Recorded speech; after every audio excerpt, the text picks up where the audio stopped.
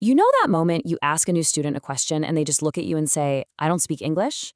Well, a lot of the time, that's not really about language. It's a shield. It's a way of saying, I'm feeling a little overwhelmed right now.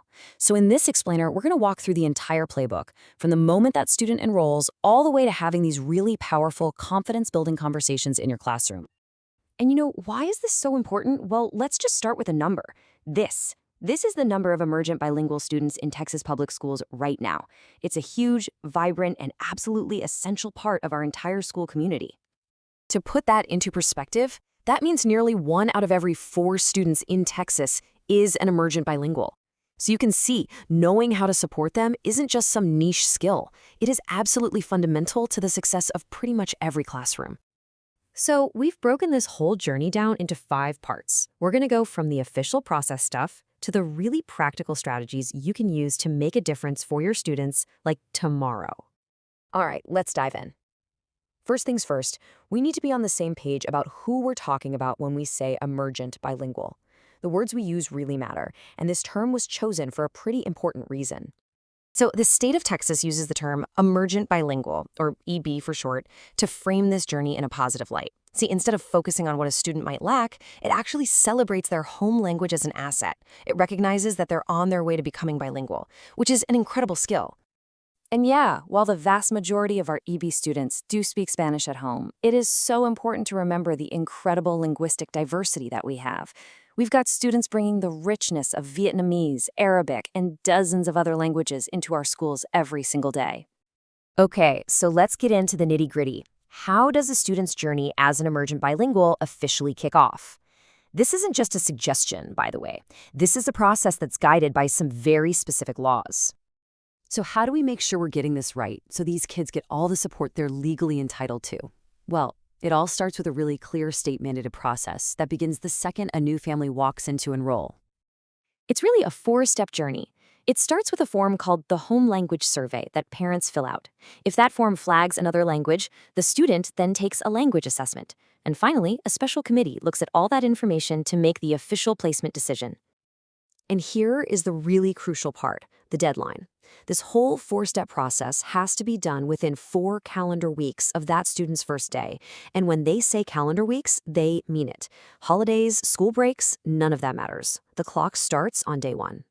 So who is this committee that's making all these important decisions?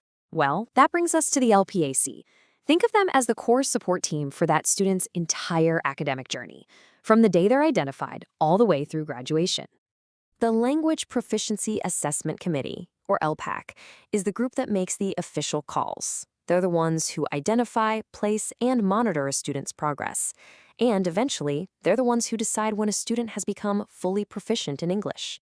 Now, the LPAC doesn't operate in a vacuum. This is so important. When a student also gets special education services, the LPAC and the ARD committee have to work together.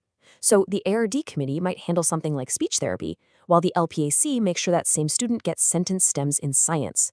One can't override the other. They have to integrate their plans to serve the whole child. And that collaboration, it's not just a good idea, it's a federal mandate. This quote right here from the Department of Justice says it all. Schools can't pick and choose. A student is entitled to both language support and disability services. End of story. All right, so once a student is identified, the LPAC's next big job is to recommend the right program. But here's the thing, this decision is never made in isolation. Involving parents is a cornerstone of this entire process. So what happens if a parent says no to a formal program? Well, that is absolutely their right. But, and this is a big but, that doesn't mean the school is off the hook. The student is still an emerging bilingual. They still have to get language support in all of their classes. They still take the state language test every year, and the LPAC still has to review their progress annually. Okay, so we have navigated the compliance, the paperwork, the committees, all the official stuff. But that just gets a student in the door. The real work, the actual magic of learning a language, that happens in the day-to-day conversations you create in your classroom. So let's talk strategy. A fantastic research-backed strategy that you can start using immediately is called QSS.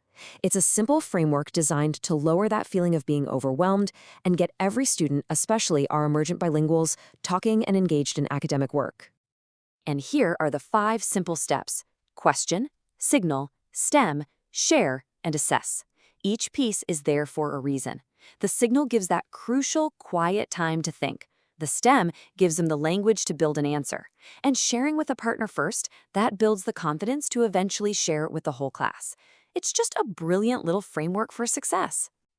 So, when you boil it all down, here's the takeaway.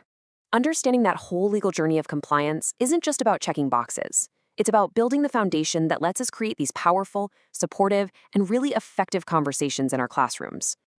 So that leaves us with one last thought. You don't have to do all 5 steps tomorrow. Just think about one piece. What's one little part of this you can try? Maybe it's just offering one sentence stem, or maybe using a silent signal for thinking time. How can one small change open up a bigger conversation for your students?